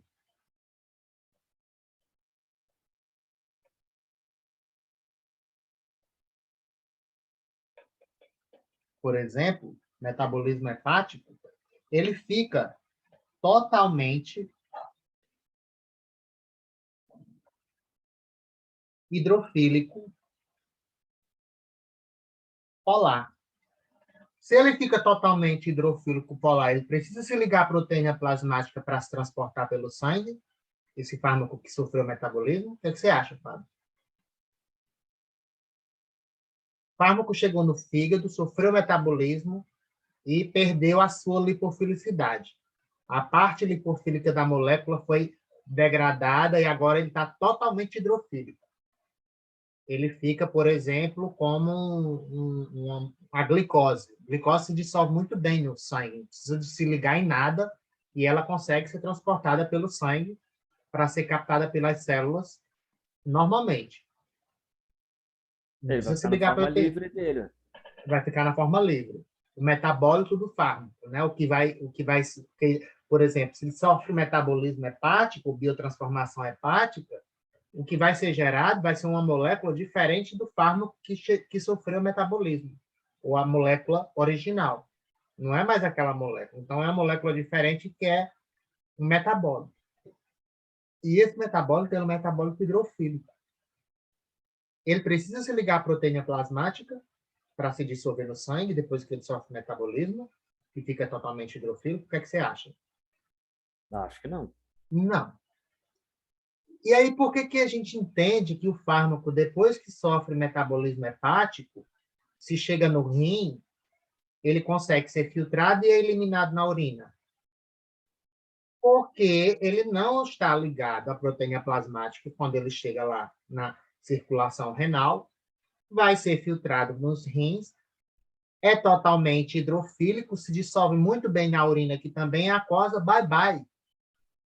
Então, por que é que a maioria dos fármacos precisam sofrer biotransformação antes de serem eliminados do organismo?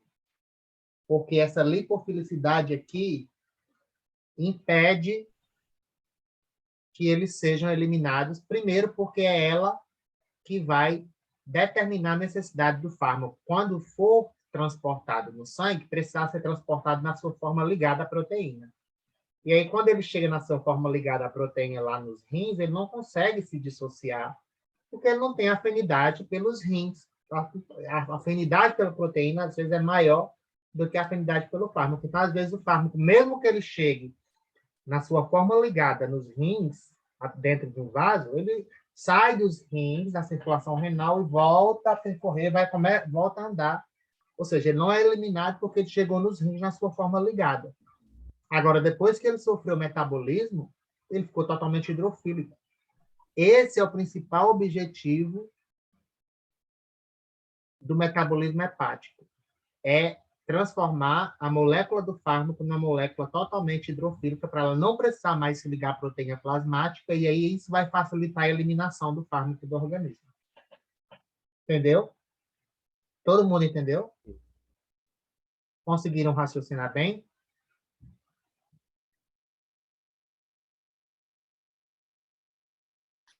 Ô, professor, o senhor disse que as proteínas plasmáticas têm mais afinidade com a albumina. Por que isso?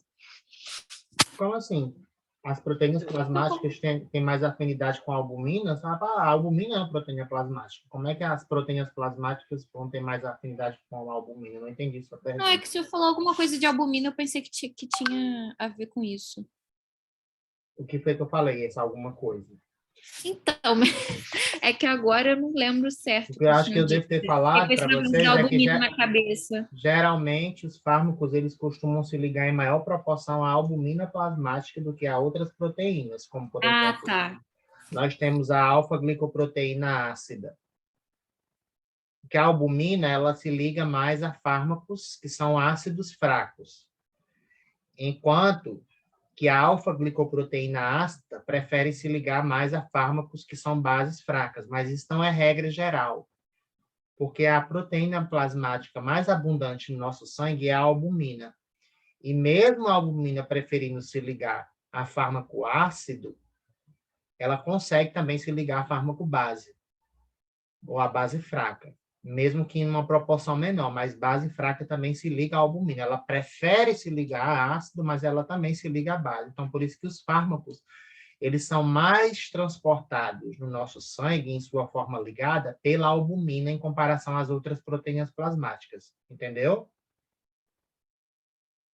Entendi, professor. Ótimo. Deixa eu só apagar isso aqui. Ligação tecidual. Gente, ligação tecidual é a afinidade que o fármaco tem pelo tecido extravascular que não expressa o receptor para ele. O que é que vocês acham que isso influencia na distribuição?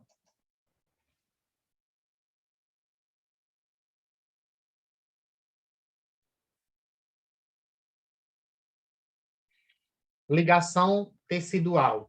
Tecidual, tecido extravascular. Vamos supor, o fármaco tem bastante afinidade por tecido adiposo. Isso é ligação tecidual. Ou maior afinidade pelo tecido extravascular. Isso vai influenciar o quê na distribuição? De que forma? Hein? Quem poderia falar isso para mim?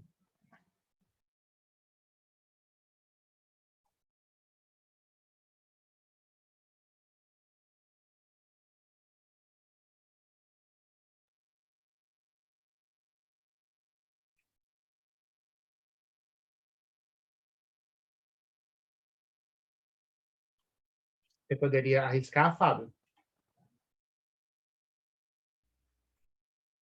O senhor até disse aí, né, que quanto mais afinidade por um tecido, mais chance desse fármaco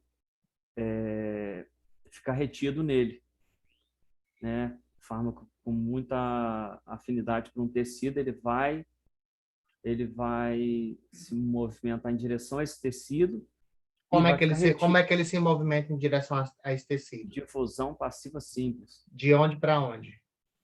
Do vaso para o tecido. Exatamente. A difusão, ele vai passar, vai entrar no tecido e, por exemplo, se for um tecido lipofílico, né, ele vai ficar retido ali por alta afinidade, né? Então, a ligação tecidual, com maior afinidade ou a ligação do fármaco, ou a afinidade do fármaco pelo tecido que fica fora do vaso, mesmo que o tecido não expresse o receptor para o fármaco tende a se distribuir mais para esse tecido e ficar, inclusive, retido nesse tecido, armazenado ali. Certo? Ele serve geralmente como um armazenatório, né? um reservatório de fármaco, inclusive. Entenderam? E isso aí vai influenciar no volume de distribuição dele? Sim, vai influenciar no volume de distribuição, porque devem vocês lembrar que o volume de distribuição é a quantidade administrada, ou seja, a dose, pelo que sobra de fármaco após a etapa 1 e 2, ou seja, depois da etapa 2 é o quê?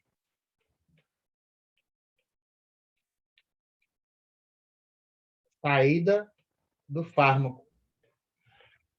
Então, vamos dizer, o que é o volume de distribuição de um fármaco?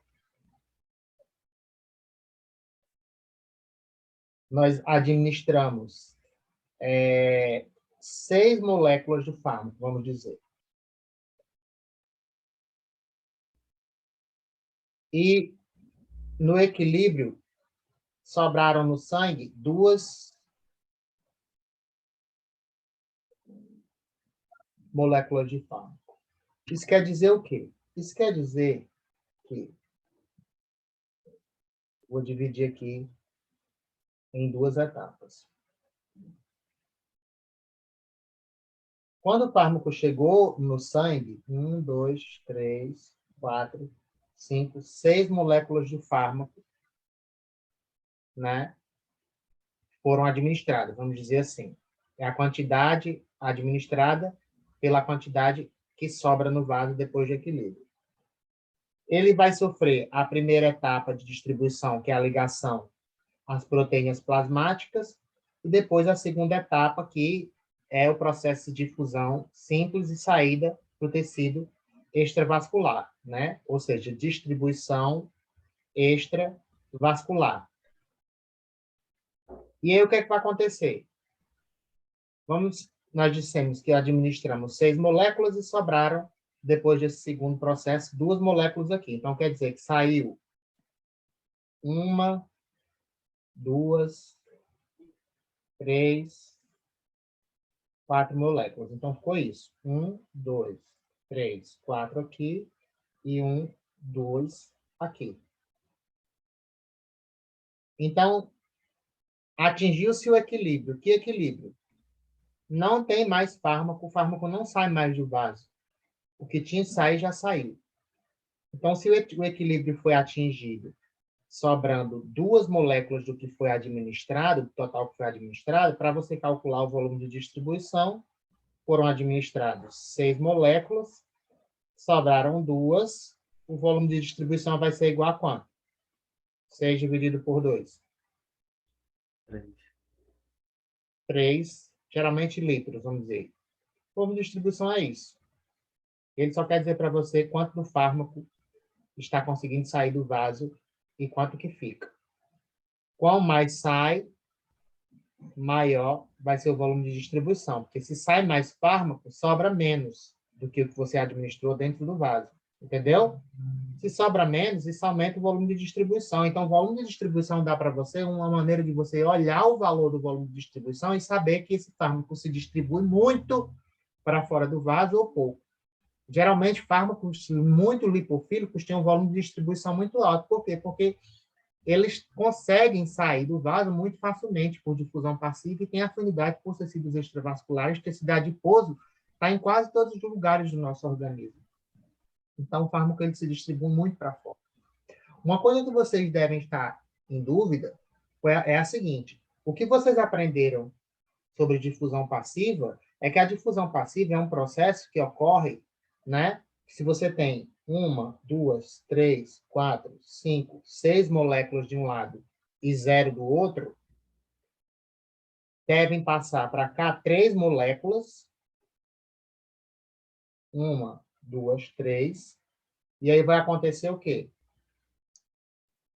Essas 3 moléculas que passaram vão deixar o meio que antes estava mais concentrado em equilíbrio com o meio que antes estava menos concentrado. Então, a concentração de fármaco nesse meio tem que ficar igual à concentração de fármaco nesse meio. Então, se eu tinha 6 moléculas aqui, agora eu tenho 3 e aqui também tem que ter 3. Só que vocês viram que aconteceu uma coisa estranha aqui, né? A gente administrou 6, mas saíram 4 e não 3. Saiu uma molécula a mais. Sabe por que isso acontece? Eu falo isso na aula. Quem não prestou atenção, preste agora. Porque o fármaco ele sai do vaso por difusão passiva simples, do meio mais concentrado, menos concentrado em sua forma livre, mas não é somente a concentração do fármaco estando maior dentro do vaso do que fora que vai influenciar a saída dele. O que está fora do vaso, que é o tecido extravascular, tem afinidade pelo fármaco e o fármaco tem afinidade pelo que está fora do vaso. Então, ele é atraído também. Se ele é atraído, além de sair por diferença de concentração, ele sai também por atração.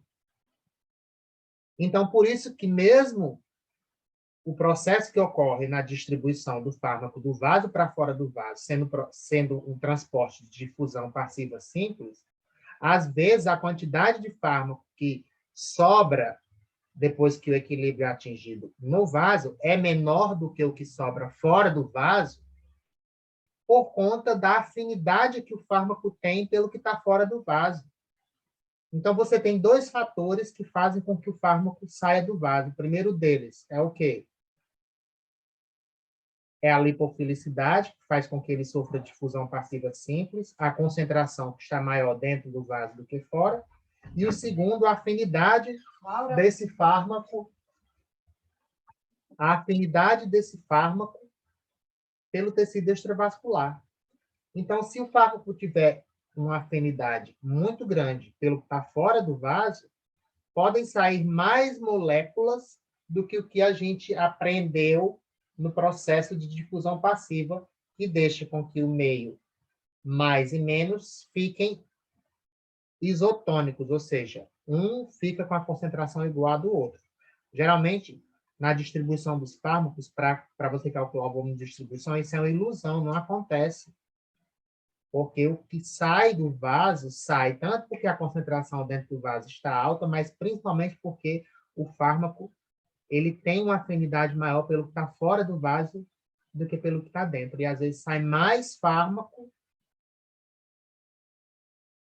para o tecido extravascular, sobrando mais lá do lado de fora, quando o equilíbrio é atingido, do que o que está dentro. Ou seja, fármaco que tinha que sair, saiu, a quantidade máxima já saiu por difusão e por atração, atingiu o equilíbrio, então não consegue mais sair fármaco. E aí, nesse momento que o equilíbrio é atingido, você vai ver quanto de fármaco que está fora, mas principalmente que está dentro, porque é o que está dentro, que sobrou no vaso após o equilíbrio ser atingido, que vai ser contabilizado para cálculo do VD. E aí você calcula o quê? O que você administrou pelo que sobrou depois do equilíbrio ser atingido após toda a distribuição ocorrer. Ou seja, o fármaco sair o máximo que ele conseguir do vaso depois que ele se distribuir. O volume de distribuição ele é calculado dessa forma. E aí, quando você olha para volume de distribuição muito alto, você imagina que o fármaco tem uma capacidade de distribuição do vaso para fora do vaso muito alta. O volume de distribuição ele dá para a gente esse indício. Então, fármacos com alto volume de distribuição, geralmente, são fármacos que têm no equilíbrio uma concentração plasmática muito baixa. Sobra muito pouco fármaco depois que ele se distribui.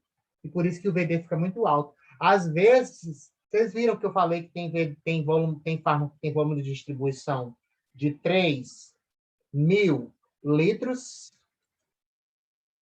ou seja, muito maior do que a quantidade de sangue que a gente tem no nosso organismo. Então, o volume de distribuição, inclusive, ele é chamado de volume de distribuição aparente, virtual, porque ele não é verdadeiro, ele só...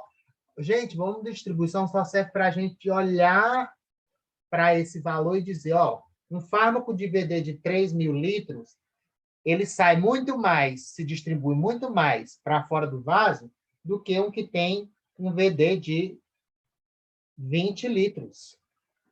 Quer dizer que o que tem um VD de 20 litros, quando atinge o equilíbrio, a quantidade de molécula que sobra dentro do vaso é muito maior do que aquela quantidade que sobrou para o fármaco que tem um VD de 3.000 litros. Lógico que a dose administrada também vai influenciar no volume de distribuição do fármaco. Mas vamos dizer que, como é que se diz, a dose administrada aqui, para esse fármaco A, é igual à dose administrada para esse fármaco B. Só que o fármaco A tem um volume de distribuição de 3.000 litros e o fármaco B de 20 litros. Isso quer dizer o quê? Que o fármaco A se distribui muito mais para fora do vaso do que o fármaco B. E aí, no equilíbrio, sobra muito menos fármaco A dentro do vaso do que o que sobra de fármaco B no equilíbrio. Então, por isso que o volume de distribuição do fármaco A é muito maior do que o do fármaco B. Então, o volume de distribuição ele nos dá esse indício da capacidade do fármaco de se distribuir para os tecidos extravasculares.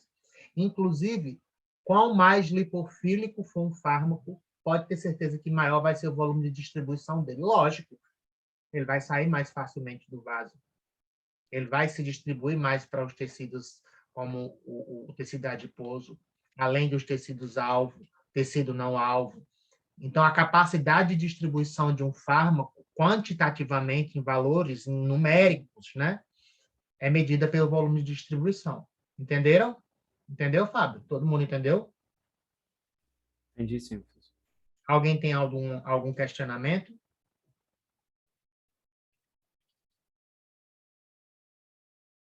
Permeabilidade do endotélio vascular. Quem poderia me dizer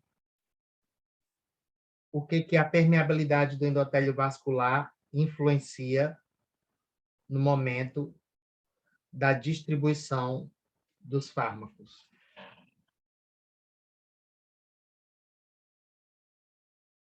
Hein?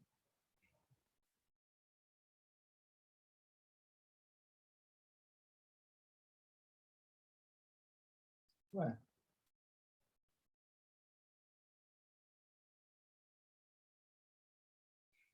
Quem se arrisca aí?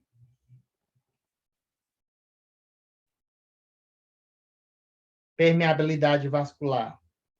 Permeabilidade é a capacidade do fármaco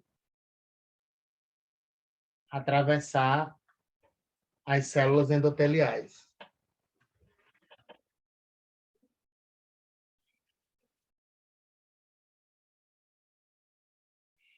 Como é que vocês acham que a permeabilidade vascular endotelial influencia na distribuição de um fármaco?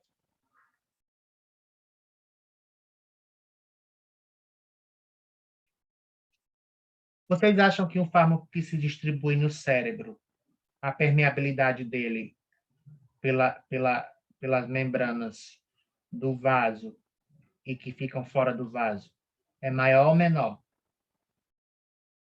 lá no cérebro? O que é que vocês acham? Bora, gente? Menor. Menor. Por que que a permeabilidade de um fármaco lá no sistema nervoso central é menor? Porque a barreira hematoencefálica não tem espaços que permitem a passagem do fármaco. E essa permeabilidade também, além, é esse espaço entre as células, porque eu falei para vocês, o fármaco ele consegue sair do vaso para fora do vaso por difusão passiva. Mas, vocês já ouviram falar, quando a gente tem inflamação, o que que acontece?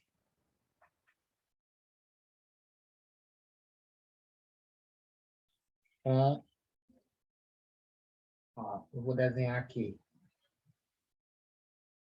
Normal, um vaso normal, e um vaso que está num tecido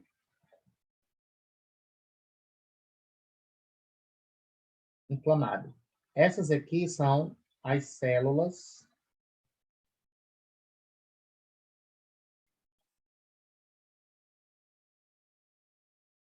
aqui você tem um tecido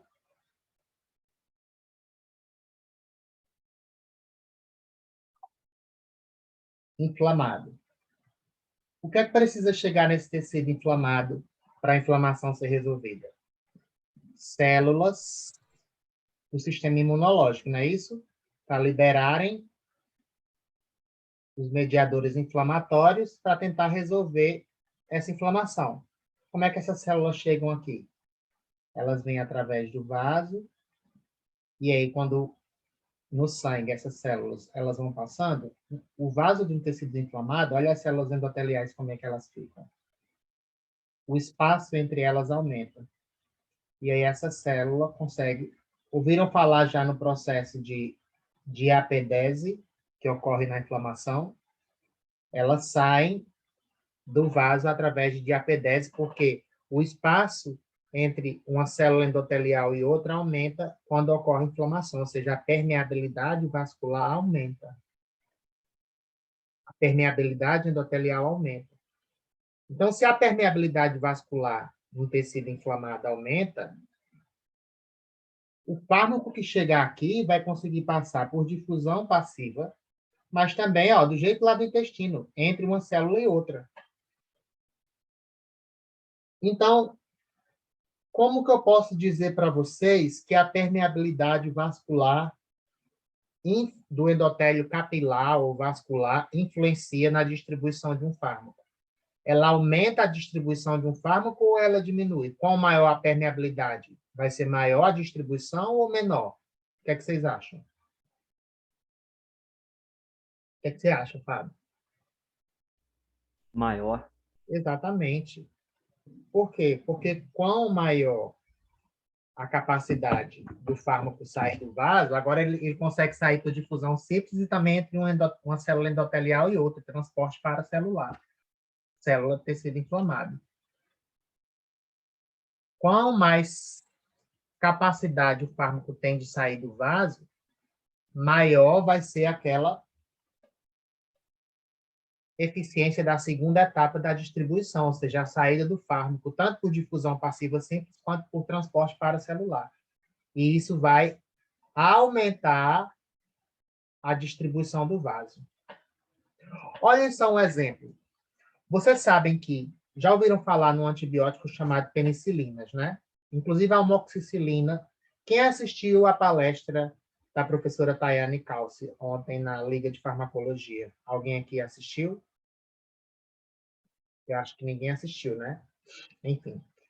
Existe uma substância que vocês vão usar muito na clínica odontológica, que é a amoxicilina, é um antibiótico. A gente vai estudar esse antibiótico para P2. E ela é uma penicilina. As penicilinas, né, a penicilina é um antibiótico que, quando ele chega lá no vaso sanguíneo do cérebro, ele não consegue passar pela barreira hematoencefálica, porque ele é muito mais hidrofílico do que lipofílico. ela é muito pouco lipofílica, a penicilina. Ela é muito cheia de carga na sua estrutura química. Então, ela não consegue atravessar a membrana da barreira hematoencefálica para tratar, por exemplo, infecções no cérebro. Mas a penicilina é utilizada para tratar alguns tipos de meningite. Ué, meningite não é um problema no cérebro? Como é que a penicilina vai conseguir tratar a meningite se ela não consegue sair do vaso, atravessando a barreira hematoencefálica para chegar no cérebro? Porque a meningite é a inflamação das membranas que circundam o cérebro. Se esse vaso está passando por essas membranas inflamadas, o endotélio desse vaso vai estar que nem eu mostrei aqui, ó. Permeabilidade aumentada. No tecido inflamado, a penicilina, no sistema nervoso central, ela consegue penetrar no cérebro e tratar a meningite, porque a meningite é um processo inflamatório, decorrente de infecção, seja viral ou bacteriana, vai gerar inflamação. E as meninges inflamadas aumentam a permeabilidade dos vasos que irrigam o cérebro, e aí o fármaco consegue passar, a penicilina consegue, que não conseguiria passar se não tivesse inflamação, ela consegue passar do vaso para o cérebro para tratar aquela meningite. Por isso que a penicilina pode ser utilizada no tratamento de alguns tipos de meningite. Isso é muito importante do ponto de vista clínico. Ou seja, vocês acham, o professor está aí falando bobagem, um monte de coisa aí, não vai servir de nada para a gente, volume de distribuição, permeabilidade. Vai servir muito. Olha aí um exemplo que eu estou dizendo para vocês. Por que a penicilina não é utilizada para tratar um outro tipo de infecção cerebral, mas é utilizada para tratar meningite? Porque a penicilina, se houver inflamação no cérebro, ela consegue atravessar a barreira hematoencefálica por conta do aumento da permeabilidade vascular, mas se não houver inflamação, ela não consegue atravessar. Então, ela passa pelo cérebro, e volta para a circulação periférica, sai do cérebro e não consegue entrar. Ela não trata, ela não tem lipofilicidade suficiente para tratar infecções no cérebro que não gerem inflamação. Então, olha aí a permeabilidade do endotélio capilar influenciando no nosso conhecimento de saber que se a inflamação não está acontecendo, geralmente a penicilina não pode ser um antibiótico prescrito para tratar aquele problema. E vocês, o que é que o dentista tem a ver com isso?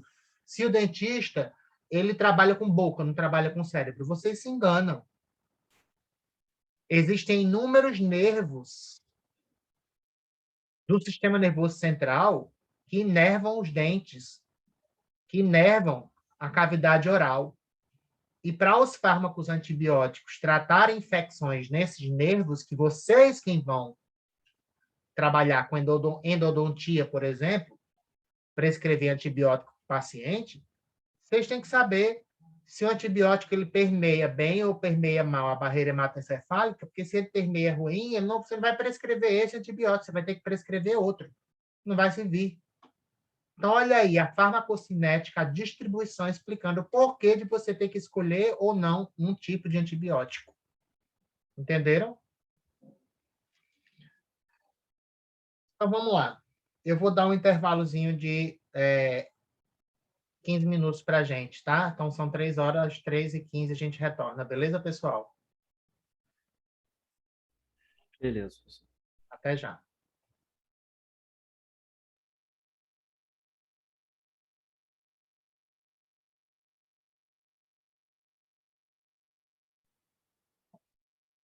Agora a gente começa a segunda parte da nossa discussão, com questões agora de múltipla escolha, né? E aí essa questão número 4, ela fala o seguinte: no processo de distribuição, a passagem do fármaco do plasma ao intestício. O intestício é o tecido, vamos dizer, tecidos extravasculares, né? Depende do débito cardíaco, do fluxo sanguíneo local e da permeabilidade capilar. Isso a gente já falou por quê. Sobre tais fatores que interferem na distribuição dos fármacos no organismo, é correto afirmar que a. O fluxo sanguíneo para o sistema nervoso central, fígados e rins é menor do que para músculos esqueléticos. O que é que vocês acham? Está correto ou está errado essa questão, essa alternativa?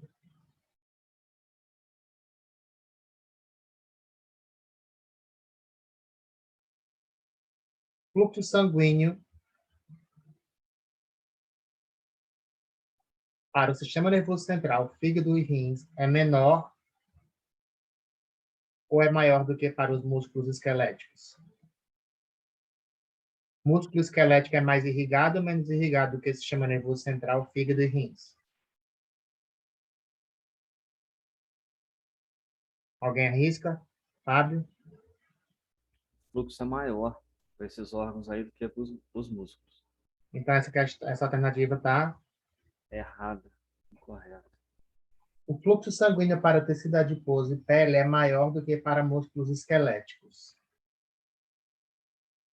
Eu já diria já de cara que está errado, pelo amor de Deus, dizer que gordura e pele é mais vascularizado do que músculo esquelético, isso é um absurdo, né? Então, a permeabilidade capilar é determinada pela estrutura do vaso, a estrutura capilar, e pela natureza físico-química do fármaco.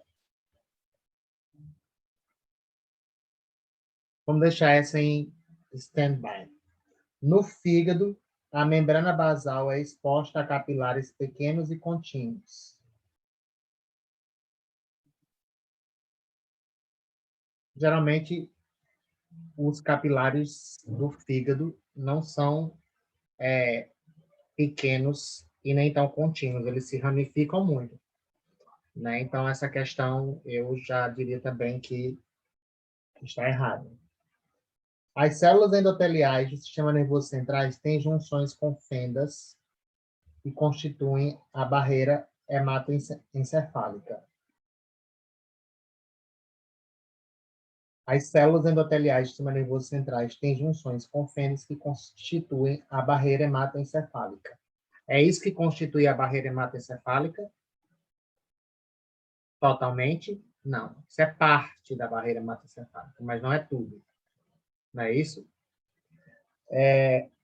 A permeabilidade capilar é determinada pela estrutura do vaso e pela natureza físico-química do fármaco.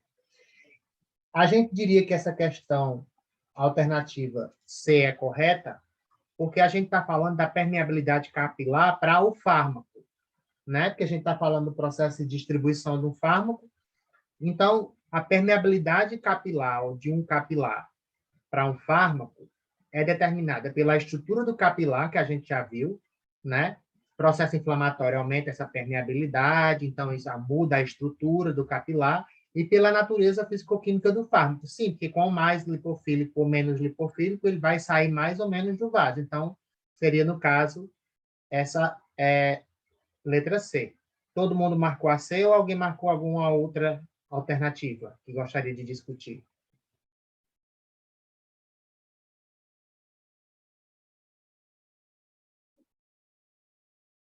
Marcou a C, Fábio?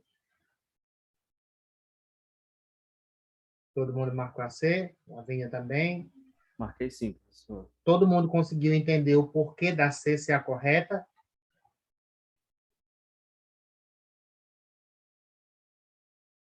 Digamos, então, que sim, né? Vamos lá para a próxima. Volume de distribuição, também conhecido como volume aparente de distribuição, é um parâmetro utilizado para descrever a distribuição de um fármaco no organismo após a administração. Em um experimento, após a avaliação da concentração plasmática de um medicamento X, na verdade, de um fármaco, tá?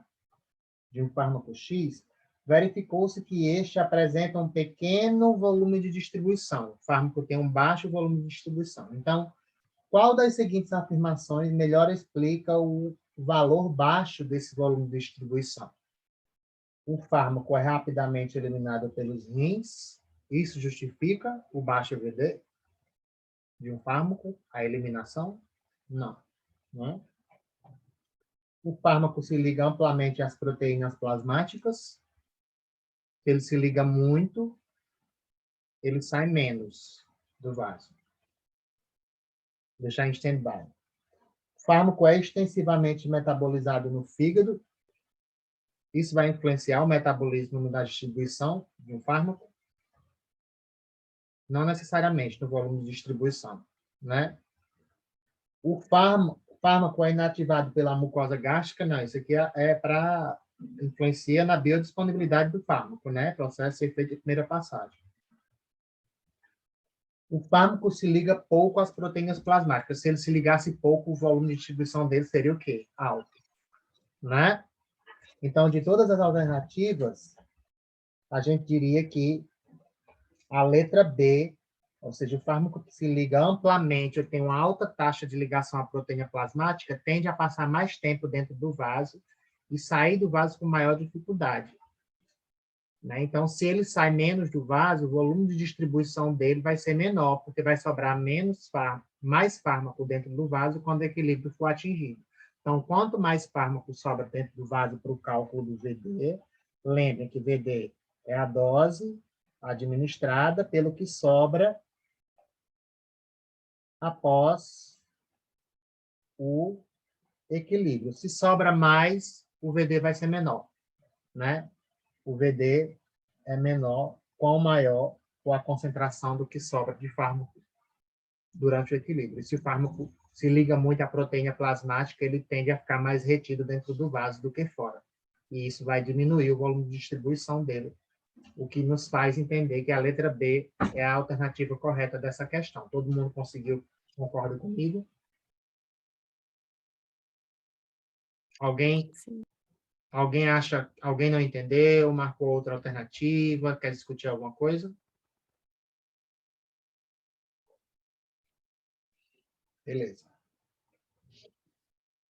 Um fármaco no qual a concentração tecidual é maior que a concentração dentro do sangue do vaso plasmático pode ser caracterizado como um fármaco que tem como perfil de parâmetro farmacocinético o quê? Boa absorção no trato gastrointestinal, baixa taxa de eliminação renal, alta taxa de eliminação renal, elevado volume de distribuição, reduzido volume de distribuição. De cara, D ou E? Hein, Fábio? D. Exatamente. Por quê?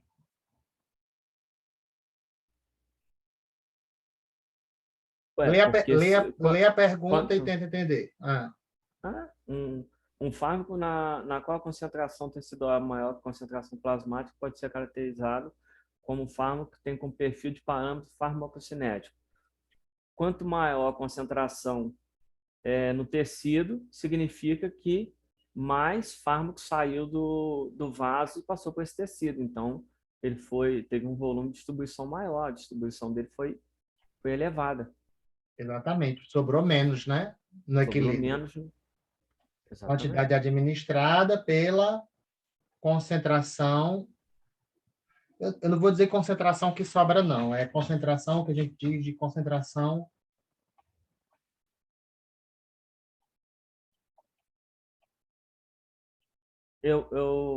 O senhor pediu para justificar a resposta. Então, tem a resposta aqui. Uhum. O fármaco com elevado volume de distribuição facilmente deixará a corrente sanguínea e atingirá seu órgão-alvo. Aqui usei órgão-alvo.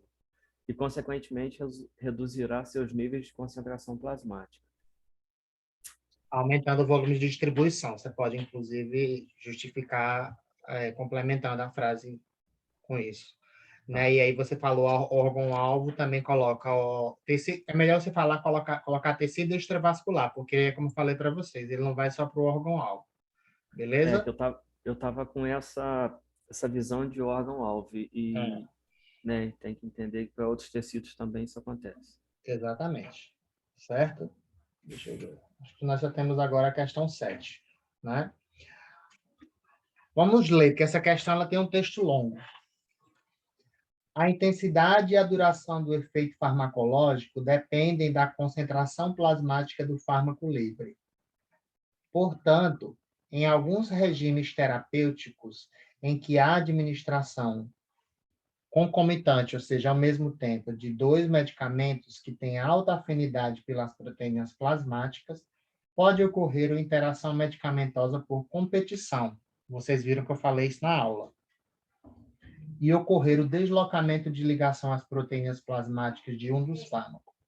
Sobre interação medicamentosa por deslocamento de ligação às proteínas plasmáticas, podemos afirmar que, ou seja, você administra 2 fármacos, os 2 se ligam à albumina, e quem se liga primeiro à albumina? Quem tem maior afinidade. O que não se liga à albumina fica na forma livre. Se ele está na forma livre, ele consegue sair mais rapidamente do vaso, inclusive pode sair numa quantidade e velocidade maior, causando efeitos tóxicos, né? Porque a gente lembra que a concentração plasmática de um fármaco administrado tem que aumentar lentamente. Quanto mais rapidamente ela aumenta, mais facilmente ela pode ultrapassar a faixa tóxica. Então, se o fármaco foi administrado numa dose terapêutica, mas aconteceu alguma interação medicamentosa que deixou ele mais facilmente, numa quantidade livre no sangue, mais rapidamente do que o que você esperaria naquela dose que você administra de fármaco sozinho, isso pode fazer com que a concentração plasmática dele aumente muito rápido e ultrapasse a CMT, causando efeitos tóxicos. Isso por interação medicamentosa. Então, é muito importante, quando você administra 2 fármacos, você saber se os 2 se ligam à mesma proteína plasmática. E qual é o grau de ligação de um e outro. Então, se você sabe que os 2 se ligam à mesma proteína plasmática, o ideal é que você não tome os 2 medicamentos ao mesmo tempo. Toma um de manhã, toma outro à noite, para evitar essa interação, certo? Mas aí vamos falar sobre essa interação. Vamos ver aqui. Um aumento na taxa de ligação de um fármaco a proteínas plasmáticas em razão de uma interação por deslocamento aumentará sua distribuição, uma vez que o fármaco deslocado se difundirá para os tecidos e isso levará a uma diminuição da concentração total do fármaco no plasma. Vamos ler de novo. Um aumento da taxa de ligação de um fármaco a proteínas plasmáticas devido ao seu deslocamento aumentará a sua distribuição. Está errado, porque está dizendo que o fármaco, quanto mais ele se liga à proteína plasmática, devido ao fato dele estar interagindo com outro fármaco e sendo deslocado, não conseguindo se ligar à proteína plasmática, isso vai fazer com que ele se difunda mais para os tecidos extravasculares. Está errado. Porque, no caso, se o fármaco ele se liga mais à proteína plasmática, isso não acontece por conta da interação medicamentosa, porque a interação medicamentosa para esse fármaco faz com que ele se ligue menos e não se ligue mais. Quando um fármaco interage com outro e esse fármaco está saindo mais para os tecidos extravasculares por conta de uma interação, isso está acontecendo porque ele está se ligando menos à proteína plasmática do que o que ele deveria, porque o outro está se ligando no lugar dele. Então, por isso que essa letra A está errada. Entenderam? B. Um aumento na taxa de ligação de um fármaco à proteína plasmática em razão de uma interação por deslocamento aumentará a sua distribuição, uma vez que o fármaco deslocado se difundirá para os tecidos e isso levará a um aumento na concentração total de fármaco no plasma. Está errado. Também. Porque se fala que o fármaco... Aqui também está errado pelo mesmo motivo de 5. Um aumento na taxa de ligação de fármaco à proteína plasmática vai ocorrer devido à interação por deslocamento. Está errado. É o que eu falei para vocês. Quando ocorre interação, o fármaco vai ter uma redução e não um aumento na taxa de ligação à proteína plasmática. Então, a gente já elimina essa letra D também. Olha agora. Uma diminuição na taxa de ligação de um fármaco a proteínas plasmáticas devido a uma interação por deslocamento, que é a que a gente falou sobre, né? dois fármacos se ligando à mesma proteína plasmática, diminuirá a sua distribuição. Está errado. Aumentará a sua distribuição. Por quê? Aqui em cima está certo. Quando você tem um fármaco interagindo por deslocamento com outro a uma proteína plasmática, vai haver diminuição na ligação desse fármaco às proteínas plasmáticas, porque o outro fármaco vai estar ligado à proteína. E aí esse fármaco que não consegue se ligar fica na forma livre. E isso vai aumentar a sua distribuição, mas aqui está dizendo que fica diminuindo, né? Diminui a sua distribuição. Então, essa alternativa C também está errada. Uma diminuição na taxa de ligação de um fármaco a proteínas plasmáticas em razão de uma interação por deslocamento aumentará a sua distribuição. Agora sim, uma vez que o fármaco deslocado se difundirá para os tecidos, isso levará a um aumento na concentração total do fármaco no plasma. Aí já está errado. Porque se o fármaco sai do vaso para o tecido, ele vai ter uma maior concentração no tecido e não no plasma. Então, até aqui, se difundirá para os tecidos, estava certo, mas isso vai levar a uma diminuição, que é o que tem a letra E. Há uma diminuição da concentração total de fármaco no plasma, porque ele está saindo mais, se distribuindo mais, porque ele não está se ligando à proteína plasmática e, consequentemente, ocorre uma diminuição na sua concentração plasmática. Então, essa letra D também está errada.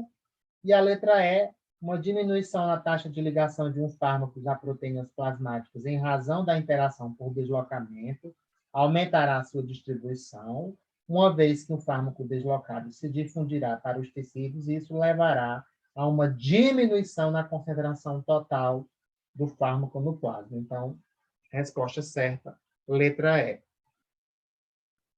Todo mundo conseguiu entender? Não entenderam? Está confuso? Marcaram outra?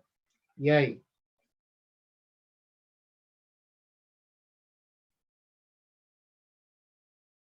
E aí, Fábio? O que é que você me diz dessa questão? Eu tinha marcado a E mesmo. Aí você vê que você tem que ler bastante as alternativas, com cuidado. Você tinha marcado qual, Lavínia? Mas você entendeu o porquê da E? Mas agora você conseguiu entender o porquê da E? Você só confundiu mesmo. Agora ficou claro para você? Tá ótimo, então, né? Gente, alguém mais se confundiu e agora conseguiu entender melhor o porquê da E ser a correta? Ok. Essa é a última questão do roteiro. Eu queria saber se vocês têm alguma dúvida em relação à aula, para me perguntar, que não está aqui no roteiro.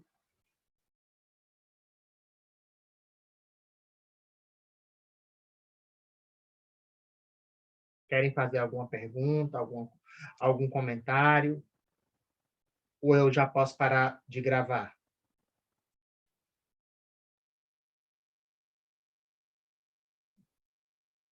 Posso? Tá tudo ok, pessoal? Acho que sim, professor. Ok, eu vou parar de gravar aqui.